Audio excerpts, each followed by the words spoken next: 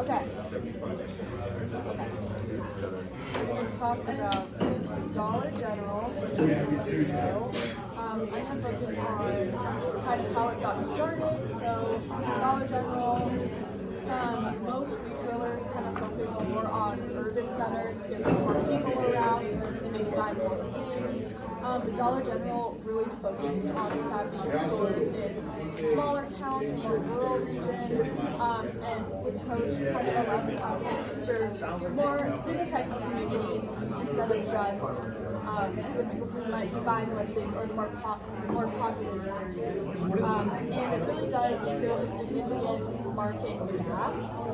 And they also, instead of not just like location-wise, they also offer a broad range of products, and especially focusing on lower prices because the correlation is like the people in the rural areas less income than people in the more densely populated areas in urban areas.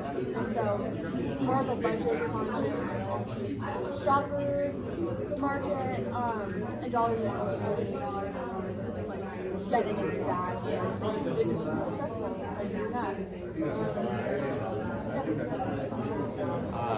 So the business level strategies that Dollar General tries to aim for is definitely a cost leadership strategy.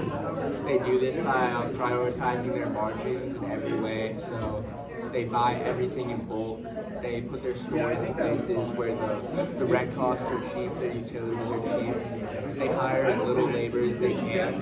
So compared to a store like maybe a higher end store like Trader Joe's or Whole Foods, where they focus on quality and service, they really don't focus on any of that. They just focus on having, fine products, but still things that they can buy for cheap and really prioritize their margins where they're not even selling for much. So they need to get their margins as big as they can. They hire as little labor as they can, so they really don't have a focus on service. They don't have a focus on hospitality. If you've been in a Dollar General stores, you're really not very upscale and nice. It's all just straight to the point. There's cheap items. You come, you buy them if you want a cheap item. And yeah, they're not focused on differentiation whatsoever. They're just straight bare bones. They deliver a product, and that's basically it. Something I thought was interesting though that I read about, I feel like for 95% of Dollar General, what they stand for is that, but they also started to like offer a top shelf chain. You guys read about this, where it's kind of like aimed at attracting a little bit more upscale shoppers, definitely not to the extent of like Whole Foods, but it's more of like a section of party supplies, beauty products, home decor. I don't know if you guys have been in like a Dollar General recently, but you know what section I'm talking about, where like there's the rest of the stuff that's just super, like you said, straight to the point, really easy to get, super easy. And then there's a few aisles that are a little bit different. So I thought that was interesting because that kind of like taps into Dollar General's ability and willingness to diversify their product lines, but also not stray too far away from what they do originally stand for. It's still the same, their brand. It's not super fancy stuff you see like Whole Foods or sometimes so they're still like maintaining their core focus on affordability, but kind of diversifying it so people have a little bit more money, or spend a little bit more, but still keep it under the umbrella of Dollar General marketing. Yeah, I think to add on to that, I would kind of dig into the next question a little bit too. I think they're probably doing that because their margins are so low. They offer like low prices to these underserved, low-income communities that doesn't leave a lot of room for profit. So, like, I don't know how they've been doing it since they've opened. I'm sure they still be profitable as they continue to have more stores. But I think sort of adding that section will help with that, with those low margins, because they're offering like a bit more expensive, a bit higher quality products that they're willing to pay a little bit more for, but while they're still getting a good deal on it.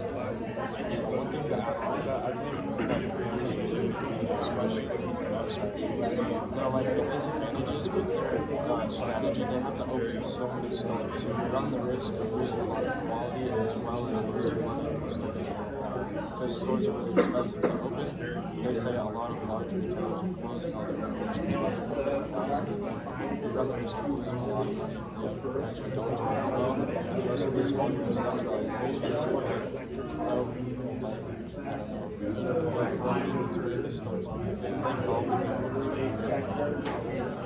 I think kind of connecting the two as well is like if you have like that low cost, low margin business model, you're kind of like able to take a big section of the market, you know, and come in with like a market penetration pricing strategy, which I think has proved successful for Dollar General. They've been able to tap into this like untapped market of rural America, which I mean, although they're not earning high margins, they do have a large section of the market, and that being said, they're still profitable.